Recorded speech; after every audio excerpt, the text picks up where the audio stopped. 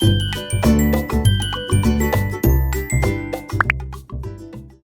Om! Welcome back to Hanidhwani YouTube channel.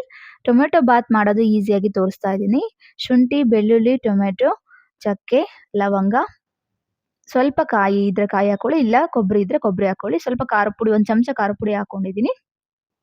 ಇದಷ್ಟನ್ನು ಹಾಕೊಂಡು fine paste ಮಾಡ್ಕೊಂಡು ಒಗ್ಗರಣೆಗೆ ಹಾಕೊಂಡ್ರೆ ಈಸಿಯಾಗಿ ಬ್ರೇಕ್‌ಫಾಸ್ಟ್ ರೆಡಿ ಆಗುತ್ತೆ. ನಾನು ಯೆಸ್ಟರ್‌ಡೇ ಮಾಡಿದ್ದಂಥ ಬ್ರೇಕ್‌ಫಾಸ್ಟು ಮತ್ತೆ ನನ್ನ ಮಗಳ ಸ್ನ್ಯಾಕ್ಸು ಹಾಗೆ ಮತ್ತೆ ಡಿನ್ನರ್ ಕೂಡ ನಾನು ಈ ವಿಡಿಯೋದಲ್ಲಿ ನಾನು ರೆಸಿಪೀಸ್‌ನ ಹಾಕಿದ್ದೀನಿ. ಸೊ, ಕೊನೆವರೆಗೂ ಮಿಸ್ ಮಾಡದೆ ನೋಡಿ. ಸೊ, ಒಗ್ಗರಣೆಗೆ ನಾನು ಆಯಿಲ್ ಹಾಕೊಂಡಿದ್ದೀನಿ 3 ರಿಂದ 4 ಟೀ ಸ್ಪೂನಷ್ಟು ಆಯಿಲು, ಸ್ವಲ್ಪ ಜೀರಿಗೆ, 2 ಒಣಮೆಣಸಿನಕಾಯಿ ಹಾಕೊಂಡಿದ್ದೀನಿ. ಹಾಕೊಂಡೇ ಇದ್ರೂ ಪರವಾಗಿಲ್ಲ, ಸ್ಕಿಪ್ ಮಾಡಿದ್ರೂ ಪರವಾಗಿಲ್ಲ. ಸೊ, ಚೆನ್ನಾಗಿರ್ಲಿ ಅಂತ ಹೇಳ್ಬಿಟ್ಟು ಹಾಕೊಂಡಿದ್ದೀನಿ. ಮತ್ತೆ ಈರುಳ್ಳಿ 1 ಹಾಕೊಂಡಿದ್ದೀನಿ ದೊಡ್ಡದು, 1 ಟೊಮ್ಯಾಟೊ ಹಾಕೊಂಡಿದ್ದೀನಿ, ಉದ್ದ ಕಟ್ ಮಾಡ್ಕೊಂಡಿದ್ದೀನಿ. ಎಲ್ಲ ಸ್ಲೈಸ್ ಮಾಡ್ಕೊಂಡಿದ್ದೀನಿ. ಹಾಗೆ ರಾತ್ರಿ ನೆನೆಸಿಟ್ಟಿರುವಂಥ ಸ್ವಲ್ಪ ಬಟಾಣಿ ಕಾಳು ಹಾಕೊಂಡಿದ್ದೀನಿ. ಹಾಗೆ ರುಬ್ಕೊಂಡಿರುವಂಥ ಮಸಾಲ ಕೂಡ ಆಡ್ ಮಾಡ್ಕೊಳ್ತಾ ಇದ್ದೀನಿ.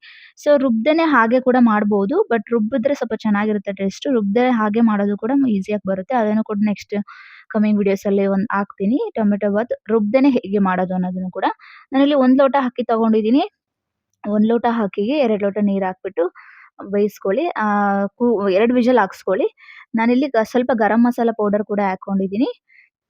ಚಿಲ್ಲಿ ಪೌಡರು ಕಲರ್ ಇರೋವಂಥ ಪೌಡರ್ ಇದ್ರೆ, ಸ್ವಲ್ಪ ಕಲರ್ ಜಾಸ್ತಿ ಇರೋಂಥ ಪೌಡರ್ ಇದ್ರೆ ಆಡ್ ಮಾಡ್ಕೊಳ್ಳಿ.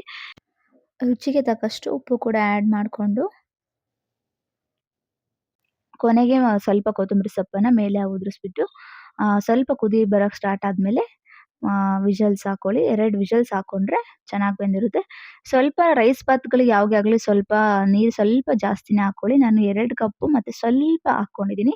1 2 ಟೀ ಲೋಟಷ್ಟು ಜಾಸ್ತಿ ಹಾಕೊಂಡಿದ್ದೀನಿ. ಯಾಕಂದ್ರೆ ಸ್ವಲ್ಪ ಸಾಫ್ಟಾಗಿ ಚೆನ್ನಾಗಿ ಒಳ್ಳೆ ಕನ್ಸಿಸ್ಟೆನ್ಸಿಯಲ್ಲಿ ಬರುತ್ತೆ. ತುಂಬಾ ಉದುದ್ರುಗಿದ್ರೆ ರೈಸ್ ಬಾತ್ ಚೆನ್ನಾಗಿರಲ್ಲ.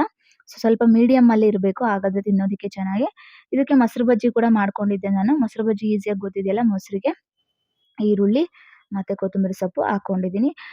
ಕ್ಯಾರೆಟು, ಕುಕುಂಬರ್ ಇದ್ರೂ ಕೂಡ ಆಡ್ ಮಾಡ್ಕೊಳ್ಳಿ. ಸೊ, ಹೀಗೆ ಈಸಿಯಾಗಿ ಬ್ರೇಕ್‌ಫಾಸ್ಟ್ ಫಿನಿಶ್ ಆಯ್ತು.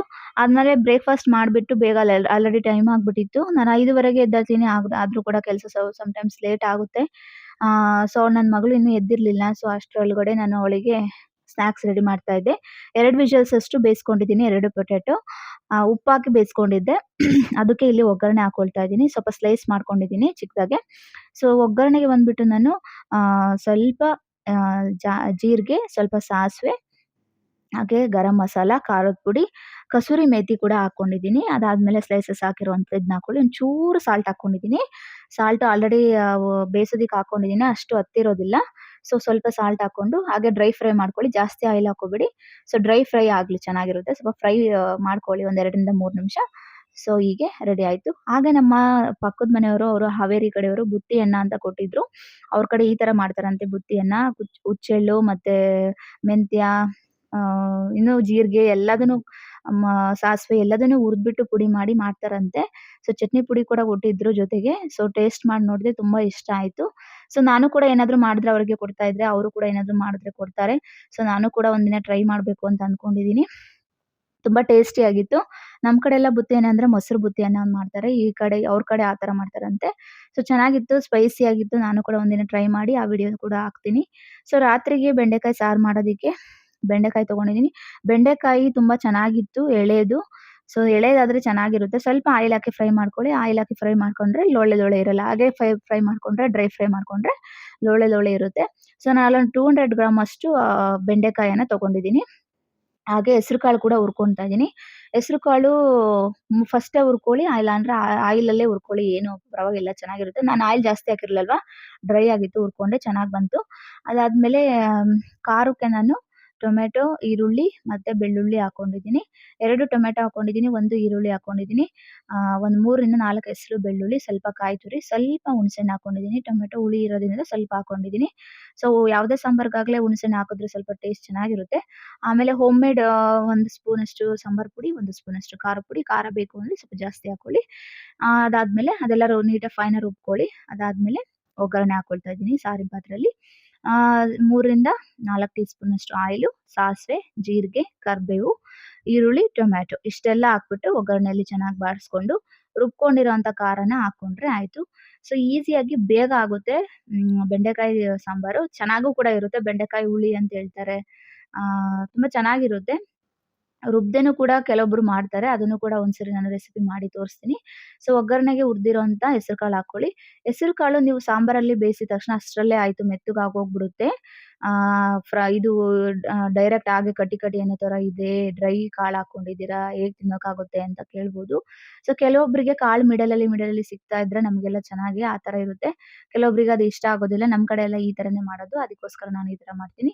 ಬಟ್ ಅದು ಸಾಂಬಾರ್ ನಾವು ಕುದಿಸ್ತೀವಲ್ವಾ, ಅದರಲ್ಲಿ ಆಲ್ಮೋಸ್ಟ್ ಆಲ್ ಅದು ಆಲ್ರೆಡಿ 70% ಅಷ್ಟು ಬೆಂದಿರುತ್ತೆ. ಸಾಫ್ಟ್ ಆಗೋಗ್ಬಿಟ್ಟಿರುತ್ತೆ. ಹುರಿದಿರ್ತೀವಲ್ಲ ಬೇಗ ಸಾಫ್ಟ್ ಆಗುತ್ತೆ. ಸಾಂಬಾರು ನೀವು ಕುದಿಸ್ತೀರಲ್ವಾ ಅಷ್ಟರಲ್ಲೇ ಸಾಫ್ಟ್ ಆಗೋಗಿರುತ್ತೆ. ಚೆನ್ನಾಗಿರುತ್ತೆ. ಸೊ ಯಾರೆಲ್ಲ ತುಂಬಾ ಜನ ನಾನ್ ನೋಡಿದೀನಿ ಹೆಸರುಕಾಳು ಮಿಕ್ಸ್ ಮಾಡಲ್ಲ. ಬಟ್ ನಮ್ ಕಡೆ ಈ ತರನೇ ಮಾಡೋದು. ಸೊ ಅದಾದ್ಮೇಲೆ ಕನ್ಸಿಸ್ಟೆನ್ಸಿಗೆ ಬೇಕಾಗಿರೋವಷ್ಟು ನೀರ್ ನೋಡ್ಕೊಂಡು ಹಾಕೊಂಡು ಒಂದ್ 2 ರಿಂದ 3 ನಿಮಿಷ ಕುದಿಸ್ಕೊಂಡ್ರೆ ಆಯ್ತು. ಈಸಿಯಾಗಿ ಬೇಗ ಚೆನ್ನಾಗಿರುತ್ತೆ ಸಾಂಬಾರು. ಮುದ್ದೆಗೂ ಕೂಡ ಚೆನ್ನಾಗಿರುತ್ತೆ. ನಾವು ಮುದ್ದೆಗೆ ಜಾಸ್ತಿ ಮಾಡೋದು. ಬಟ್ ಮುದ್ದೆ ಮಾಡಕ್ಕೆ ಟೈಮ್ ಆಯ್ತು ಅಂತ ಸೊ ಬರೀ ಅನ್ನನೇ ಮಾಡ್ದೆ. ಸ್ವಲ್ಪ ಲೇಟ್ ಆಯ್ತು. ನನ್ ಧ್ವನಿಗೆಲ್ಲ ಸ್ವಲ್ಪ ಓದ್ ಕೊಡ್ತಾ ಇದ್ದೆ. ಅವಳು ಹಠ ಮಾಡ್ತಾ ಇದ್ಲು. ಸೊ ಹಾಗೆ ಊರಿಂದ ತಂದಿದ್ದು ಕಾಳು ಹಪ್ಳ ಇತ್ತು. ಅದನ್ನ ನಾನು ಈ ತರ ಸುಟ್ಕೊಳ್ತೀನಿ ಗ್ಯಾಸ್ ಮೇಲೆ. ಇಲ್ಲಿ ಒಲೆಲಿ ಸುಟ್ಕೊಳ್ಳಕ್ಕೆ ಕೆಂಡ ಇರೋದಿಲ್ವಲ್ವಾ ಸೊ ನೀವು ಕೂಡ ಬೆಂಡೆಕಾಯಿ ಸಾಂಬಾರನ್ನ ಈ ತರ ಟ್ರೈ ಮಾಡಿ ನೋಡಿ. ಹಾಗೆ ಟೊಮೊಟೊ ಬಾತ್ ಕೂಡ ಟ್ರೈ ಮಾಡಿ ನೋಡಿ. ಇಷ್ಟ ಆದ್ರೆ ಲೈಕ್ ಮಾಡಿ, ಶೇರ್ ಮಾಡಿ. ಹಾಗೆ ಕಮೆಂಟಲ್ಲಿ ಯಾವ್ದಾದ್ರು ಹೊಸ ರೆಸಿಪಿ ಬೇಕಂದ್ರೆ ತಿಳಿಸಿ. ಮರಿದೆ ಸಬ್ಸ್ಕ್ರೈಬ್ ಮಾಡಿ. Thank you for watching.